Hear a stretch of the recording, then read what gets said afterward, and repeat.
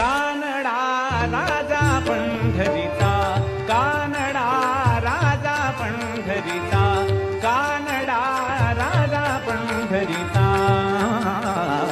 ಕಾನಡ ರಾಜ ಪಂಡರೀಚ ಅಂತ ಮರಾಠಿ ಭಾಷೆಯಲ್ಲಿ ಒಂದು ಭಜನೆ ಇದೆ. ಕಾನಡ ರಾಜ ಅಂದ್ರೆ ಕನ್ನಡದ ರಾಜ ಅಥವಾ ಕನ್ನಡಿಗರ ರಾಜ ಅಂತ. ಇದರ ಬಗ್ಗೆ ಸ್ವಲ್ಪ ರಿಸರ್ಚ್ ಮಾಡಿದಾಗ ನನಗೆ ಇಂಡಿಯನ್ ಎಕ್ಸ್ಪ್ರೆಸ್ ಮತ್ತು ಮರಾಠಿಯ ಸಕಾಳ್ ಪತ್ರಿಕೆಯ 2 ಸಂಶೋಧನಾ ಆರ್ಟಿಕಲ್ ಸಿಕ್ವು.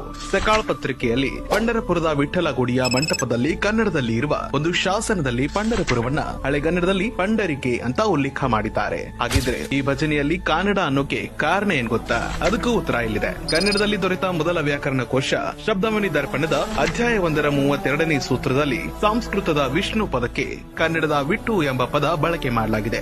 ಇದು ಮರಾಠಿಯ ವಿಠ್ಠಲ ಆಗಿ ಮುಂದೆ ಉಪಯೋಗವಾಗಿದೆ ಅಂತ ಇತಿಹಾಸಕಾರ ಡಾಕ್ಟರ್ ರಾಮಕೃಷ್ಣ ಭಂಡಾರ್ಕರ್ ಹೇಳಿದ್ದಾರೆ. ಇಂಡಿಯನ್ ಎಕ್ಸ್ಪ್ರೆಸ್ ಕೂಡ ತನ್ನ ಆರ್ಟಿಕಲ್ ನಲ್ಲಿ ಸಂತ ಜ್ಞಾನೇಶ್ವರ ಹೇಳಿದ ಕೀರ್ತನೆ